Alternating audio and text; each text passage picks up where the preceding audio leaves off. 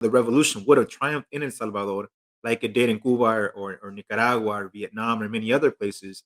But if not for the U.S. funding and training of the death squads and the Salvadoran military, that prolonged the war, and eventually it ended in basically a stalemate where the revolution wasn't able to triumph, at least through armed struggle. And since then, you know what we know of as the FMLN has unfortunately changed to something that's very, very different today. Mira que ya viene la revolución, para que se asustan será pa' mejor. Es el pueblo entero el que ya está gritando, ¡viva la revolución! Iranian nuclear weapons development. They have turned the island into a communist hellhole. The experiment in Venezuela has failed completely.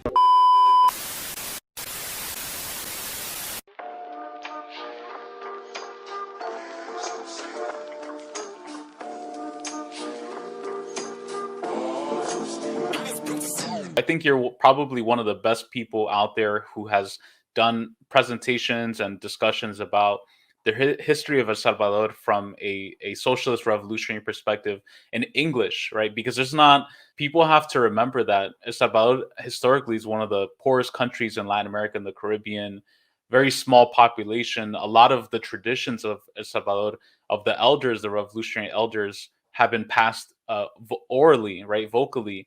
And not a lot is written or in English that's available and accessible to the next generation. And so it's important to pass on that knowledge and history.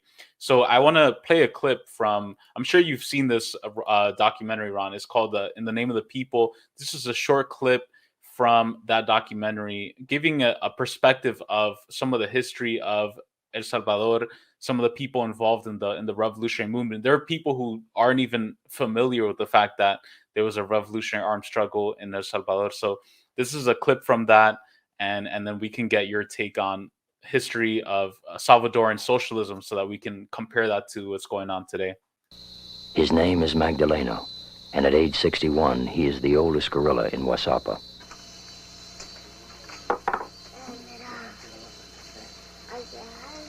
Pues yo le cuento así a mi compañera de vida, ¿va? Que esto es como una herencia, porque mi abuelo fue uno de los que combatieron cuando yo estaba pequeño, y a nosotros hemos quedado como un recuerdo ahí, como repuesto de él. Le hemos puesto a esta lucha, ¿va? Y me incorporé a la lucha que tenemos del pueblo por la injusticia que estaban viendo, pues, ¿va? Que no alcanzamos a sostener a nuestros hijos, ni con alimentación, cuanto en vestuario, darles educación. Entonces yo fui donde Monseñor a catedral y le platiqué, ¿va? Que sí sería injusto incorporarse a la lucha del pueblo. Entonces me dijo él que no era delito, porque según me encontrara, si estaba necesitado, con hambre, muriéndome de hambre y dejando morir de hambre a mis hijos, no era delito, porque el campesino estaba viendo que estaba pues oprimido. ¿Ya? Entonces de eso pues me incorporé a la lucha. When the guerrillas began organizing the peasants here in 1980, they continued the work of Catholic priests who first inspired the peasants to form agricultural cooperatives. Today in the villages of Wasapa, lay ministers celebrate Mass for the predominantly Catholic population. The priests who once organized the peasants were assassinated by right-wing death squads and government troops.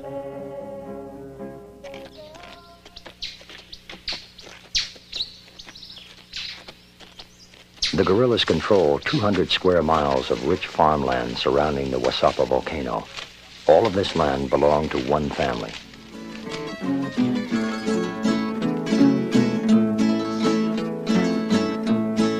Soy guerrillero que vengo a mi pueblo a liberar.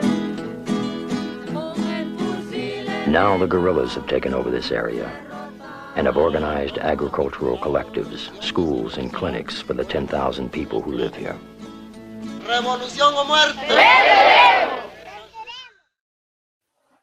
beautiful scenery of El Salvador in the 70s, 80s, resisting capitalism, imperialism, right wing government. At a certain point, the FMLN, the Frente Farabundo Martí para la Liberación Nacional, the Liberation Front controlled, I think, like over 70 or 80% of the populate the area of El Salvador. Really inspiring stuff. So there is a tradition of resistance to capitalism and imperialism in El Salvador that continues today against Bitcoin. But Ron, why don't you give us an overview of some of that history, a crash course, if you will, on revolutionary politics in El Salvador? Yeah, I mean that clip right there is one of my favorite documentaries. If y'all haven't checked that out, In the Name of the People, it's a great documentary. You definitely have to check that out. I'm pretty sure it's even on YouTube. Um, but the history in El Salvador is a long history, and it depends on how far back we want to go. Whether it's Mayan times fighting against the Mm, invaders from Spain, or the more contemporary within the last 100 years or so.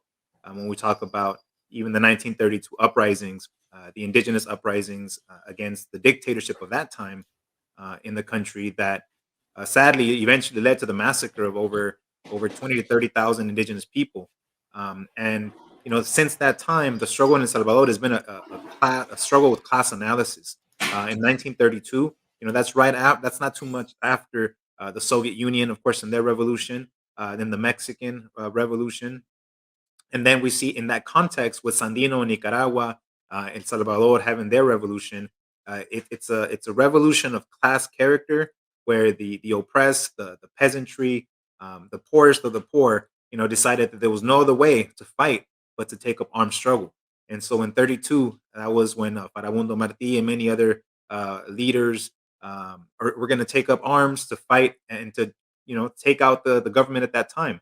Unfortunately, that was, there's always a snitch, there's always a rat in the group, I guess, and the word got out, and unfortunately, that led, like I said, to basically a genocide of all people who even looked like an Indio. To quote the dictator at the time, Martinez.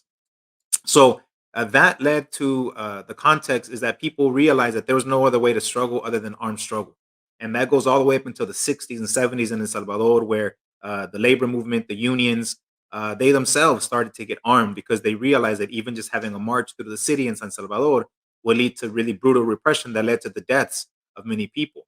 And so by the late 70s, guerrilla movements were forming and were becoming much stronger in the country.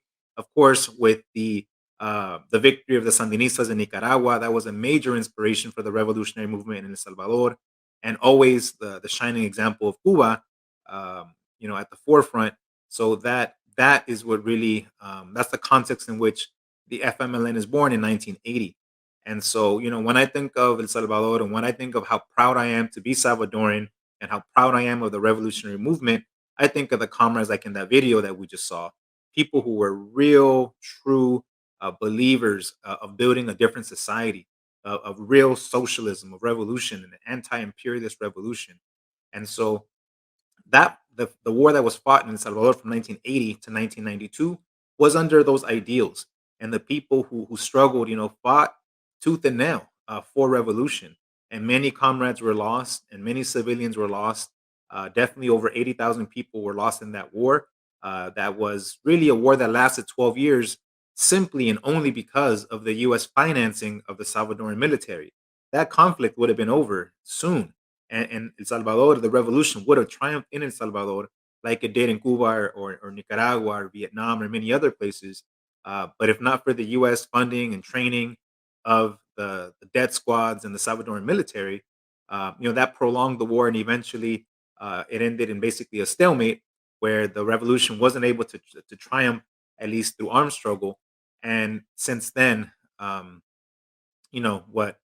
what we know of as the FMLN, like we saw in the video, has unfortunately changed to something that's very, very different today. Not the same revolutionary socialist ideology. And leading up to today's discussion, the truth is that Bukele, even in 2004, 5, 9, in those years when the FMLN was still running to take power for the first time, someone like Bukele would have had no chance, no way at all, to win presidential elections. And I say that only to mark the fact that Bukele comes in the context of the people being totally tired of right-wing, arena governments. And then, fast forwarding some time, it's a painful thing that we have to discuss and to admit. But the left taking over in El Salvador uh, was a huge disappointment. It's not what the Yeah. people fought for in the 80s. It's not what our comrades died for in the 80s. It was something that became very, very different. It's not what Shafiq wanted, before his passing. And so the disillusionment of the people of the right, obviously, because of the repression that they suffered through many years of the right, but the disillusionment of the left. And when the left finally takes over and had back to back presidencies, um, and seeing really no substantial changes, that opens the door for someone, a young, intelligent person like Bukele, who was able to capitalize. And I can't think of a better word than that. Capitalize is capitalist, and basically say, look, I'm not a right winger, I'm not a left winger. Support me because I'm neither one of those. And the people are so disillusioned with both of those sides that this is how he comes into power.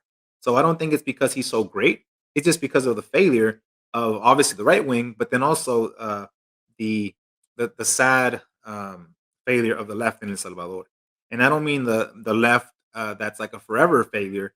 I just think that what they have now is something very different from what is now rebuilding in the youth in El Salvador. But I think that's a different discussion for later.